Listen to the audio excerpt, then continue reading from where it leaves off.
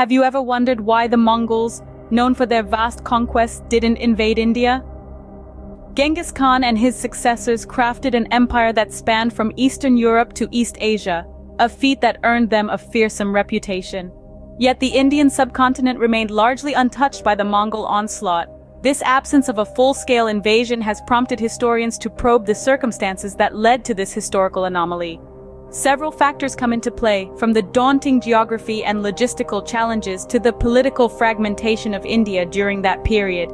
Additionally, the Mongols' focus on other territories, diplomatic relations, and even the death of Genghis Khan himself all played significant roles in this decision.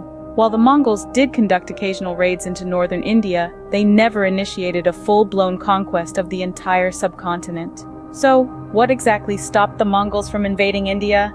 Let's unravel the mysteries behind this historical enigma. First, we have to consider the geographical challenges the Mongols would have faced. The Indian subcontinent is a vast landmass, home to a diverse range of landscapes. To the north, the formidable Himalayan mountain range stands as a colossal barrier. These towering peaks, with their treacherous passes, would have been a monumental challenge for the Mongol armies to traverse. On the other hand, the northwest boasts a different kind of barrier, the arid deserts. Marching through these desolate sandy expanses would have been a grueling ordeal. The harsh climate and lack of water sources would have posed significant challenges to the survival of the Mongol troops and their horses. These geographical features did not lend themselves to the easy maneuverability that the Mongol cavalry was known for. Sending large forces across such challenging terrains would have been a logistical nightmare. So, the first major hurdle was the challenging terrain itself. Next, imagine the logistical nightmare of supplying an army across such vast distances. The Mongols, renowned for their highly mobile and efficient military, would have faced a monumental challenge in conquering the Indian subcontinent. Not only would they have had to traverse extensive geographical barriers, but they would also have needed to maintain supply lines stretching over thousands of miles.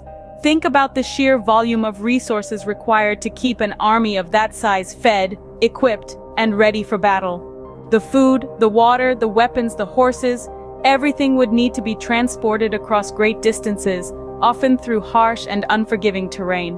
And let's not forget about the need for medical supplies and battlefield repairs. Also, consider the complexity of coordinating such a massive operation. The communication, the planning, the execution, it all adds up to a logistical undertaking of staggering proportions. The logistics alone would have been a daunting task. The Mongols were pragmatic conquerors. They had their eyes set on closer, more unified territories. During Genghis Khan's reign and the early years of the Mongol Empire, the Mongols were more concerned with expanding into regions like Central Asia, the Middle East, and China. These areas were geographically closer to the Mongol heartland and offered rich rewards in terms of wealth, resources, and strategic advantages. The political fragmentation of India added to the complexity of potential conquest. In Genghis Khan's era, India was not a single entity, but a collection of numerous kingdoms and regional powers. Each of these would have had to be dealt with separately, a task that would have required a significant amount of time, resources, and strategic planning. So the Mongols, being the shrewd strategists they were, opted for more manageable and lucrative targets. The political landscape of India was too fragmented for a single sweeping conquest. Lastly, we must consider the diplomatic relations and the timing of Genghis Khan's death. The Mongols, under Genghis Khan and his successors, were not just warlords, they were pragmatic leaders who understood the power of diplomacy.